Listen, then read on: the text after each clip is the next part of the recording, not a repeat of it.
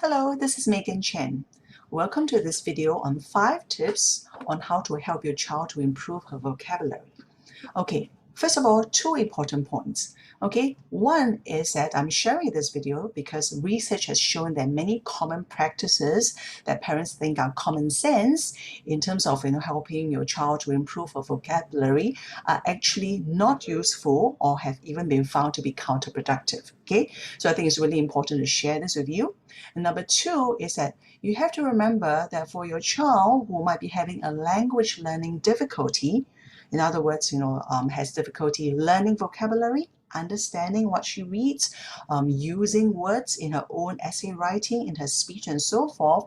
Okay, it's much more likely that a child like that is already having to spend more time doing her schoolwork. Okay, so her classmates might be just taking 1 or 2 days before the test to prepare for the test, but your child may be, having to spend 3 or 4 days before the test in order to prepare. In fact, my students' parents mentioned that one of the best things about improving vocabulary and becoming a better student is that they feel as if they've got their life back. Okay, you don't need to spend so much time preparing.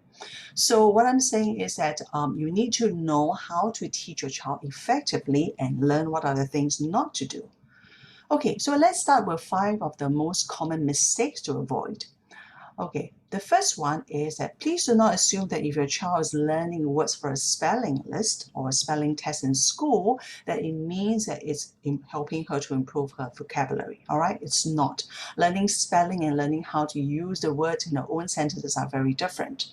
Number 2, please do not teach words out of context. In other words, do not just go through a word list and go through individual words.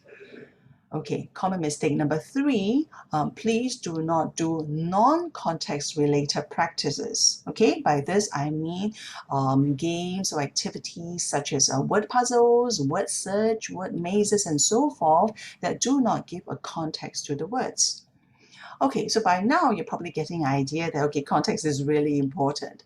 And this is common mistake. Number 4, many parents also assume that, okay, I should encourage my child to read more often, or I read more stories and so forth.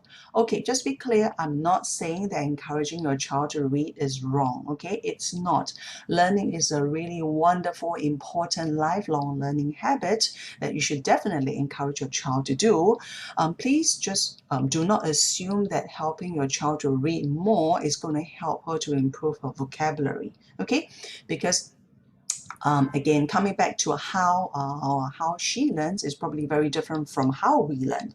So when we learn new words, if we read something and we learn new vocabulary, what happens is that we go through stages where, first of all, we encounter new words. We say, oh, I've never seen this word before, right? And then slowly, with more encounters, we start to realize, okay, I think I'm picking up the vague sense of the meaning of the word, but I'm not ready to use the word myself. And then finally, you master the word and you are able to use it yourself when you speak or when you write and so forth. Okay, this typically takes 7 encounters. Okay, from the time you first see a word to being able to use the word, this typically takes 7 encounters. Now, what studies have shown is that for a child with language difficulties, it can take 3 times longer. All right, 3 times longer, 3 times the length of time that it takes you.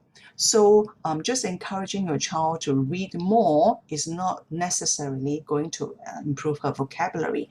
And research has shown that many students with language difficulties, they are not able to infer word meanings. Okay, even if they see in a sentence and the context is there, they're not as good as inferring what the word means just from the sentence context. Okay. Now, finally, the last common mistake is, many parents will say, oh, go look up the word dictionary meaning. All right, if you don't know what the word means, okay, go look up in the dictionary. That seems to make sense, right? Okay, now, again, studies have shown that no, dictionary meanings typically, when you read a definition in the dictionary, typically it does not help a child to understand. In fact, very often a child will get the wrong ideas, they get misled, they get totally confused. All right, so this is another one of those common mistakes to avoid. Okay, so now that you know what not to do and it frees up time to do the things that are really effective, what should you do instead? Okay, there are research proven best practices for teaching vocabulary, which I will share in a separate video. So I'll provide the links and information below. Please follow the links so they can follow up.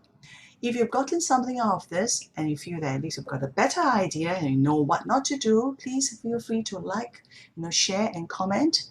And I will see you next time in a separate video. Thank you very much.